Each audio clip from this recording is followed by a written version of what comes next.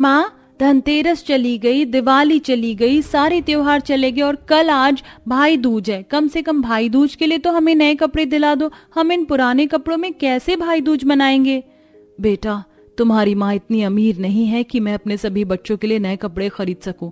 अगर तुम्हारे पापा जिंदा होते तो वो तुम्हारे सारे सपने पूरे करते। तुम्हें अपने भाई के साथ इस मिट्टी के घर में ही भाई दूज मनानी होगी। करिश्मा, ऐसी बातें करके माँ को परेशान मत करो। कोई फर्क नहीं पड़ता हम गरीब भाई बहन भाई दूज पुराने कपड़ों में मनाएं या नए कपड़े में, फर्क नहीं पड़ता। फर्क पड़ता है तो बस इस बात से कि हम सब भाई बहन में प्यार है या नहीं। वो तो ठीक है भैया, पर भाई दूज मनाने के लिए हमारे पास सामान भी तो नहीं है। आपको पता है हमारी पड़ोसन सिमरन ने भाई दूज पर अपने भाई के लिए कितनी सारी शॉपिंग करी है और उसके भाई ने भी उसके लिए कोई महंगा तोहफा खरीदा है। काश कि आप भी हमें कोई तोहफा दे पाते। तुम सभी कैसी बातें कर रही हो? भाई दूज गिफ्ट के लिए नहीं मनाया जाता और जरूरी नहीं है कि हमारे पास पूजा की थाल और नए कपड़े हों तो ही हम भाई दूज मना सकते हैं। हमारे पास एक अलावा रखा है ना, हम इस धागे को अपने भाई के हाथों में बांधकर भाई दूज मनाएंगे।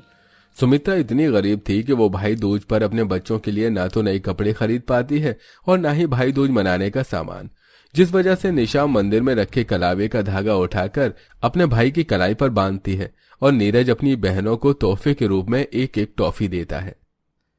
अभी मैं छोटा हूं इसलिए तुम सबको सिर्फ एक टॉफी दे पा रहा हूं, पर मेरा आज भाई दूज वाले दिन अपनी सारी बहनों से वादा है कि मैं बड़ा होकर एक दिन बहुत मेहनत करूंगा और एक बड़ी कंपनी में काम करके तुम सबको अच्छा गिफ्ट दूंगा।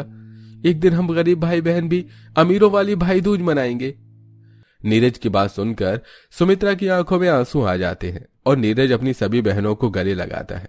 तो वहीं दूसरी ओर सूरज और सिमरन भी भाई दूज मनाते हैं, जहां नए कपड़े पहनकर सिमरन अपने भाई की आरती उतारती है, उसे तिलक लगाती है और उसके हाथ पर कलावा बांधकर उसे नारियल खिलाते हुए उससे कहती है, भैया तुम दुनिया के बेस्ट भैया हो। अब जल्दी से मुझे मेरे भाई दूज का गिफ्ट दो। आपको याद है ना, आपने मुझसे वादा किया था कि आप मुझे पायल दोगे।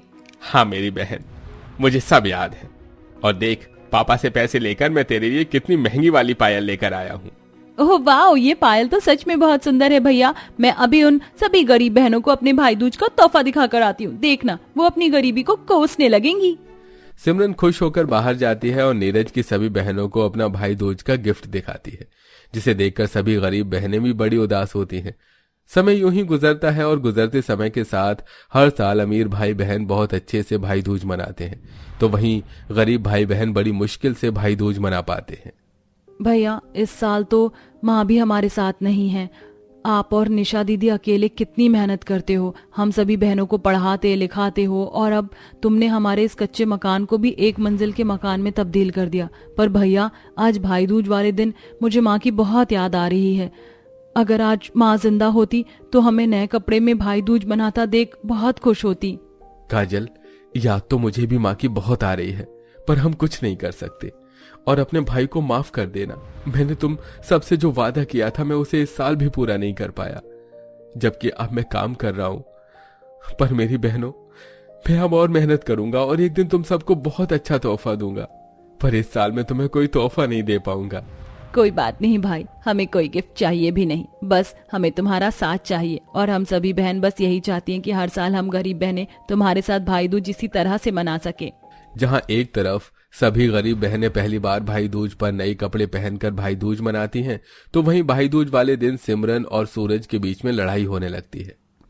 भैया, मैं तब तक भाई दूज नहीं मनाऊंगी जब तक आप मुझे शगुन का लिफाफा और सोने की अंगूठी नहीं देते।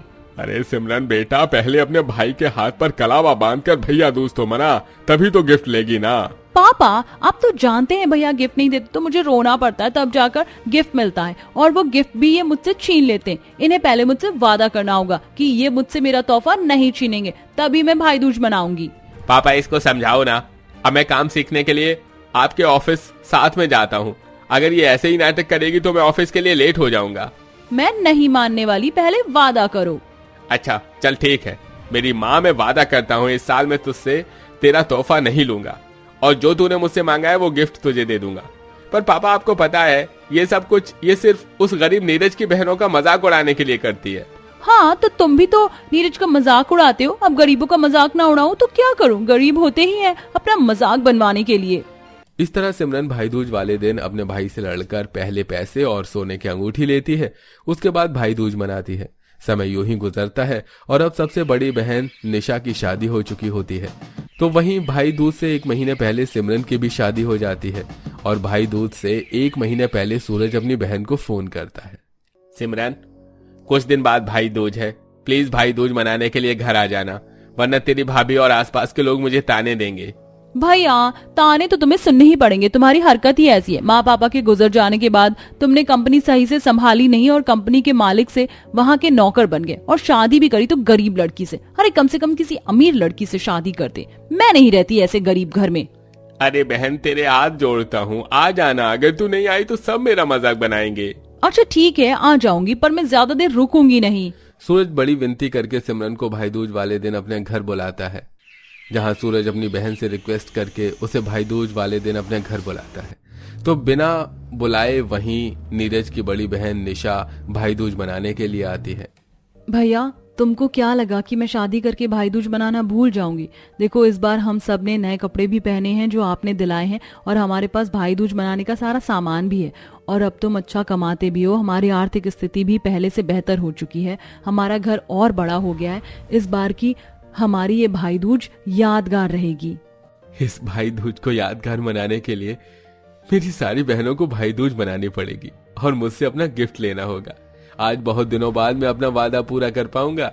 हाँ दीदी, पता नहीं इस बार भैया हम पांचों के लिए ऐसा क्या गिफ्ट लेकर आए हैं कि हमसे ज्यादा इंतजार भैया को हो रहा है भाई दूज का। चलो अब जल्दी से भैया को टीका लगाते हैं।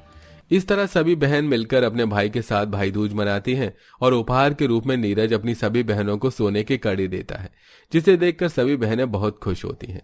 तो वहीं दूसरी ओर मुंह बनाकर सिमरन भाई दूज मनाती है और उपहार के रूप में सूरज सिमरन को सिर्फ 501 रुपए देता है। ये देख सिमरन को बहुत गुस्सा आता है और वो अपने भाई के ऊपर पैसे फेंक कर चिल्लाती हुई घर से बाहर जाती है और पूरे मोहल्ले के सामने अपने भाई को बेइज्जत करती है। अरे सीखो कुछ नीरज से, कहाँ वो इतना गरीब था और आज इतना अमीर हो गया है। उसने अपने उस कच्चे मकान को इतना बड़ा बनवा लिया और उसकी 4 बहनें हैं जबकि तुम्हारी तो एक ही बहन है।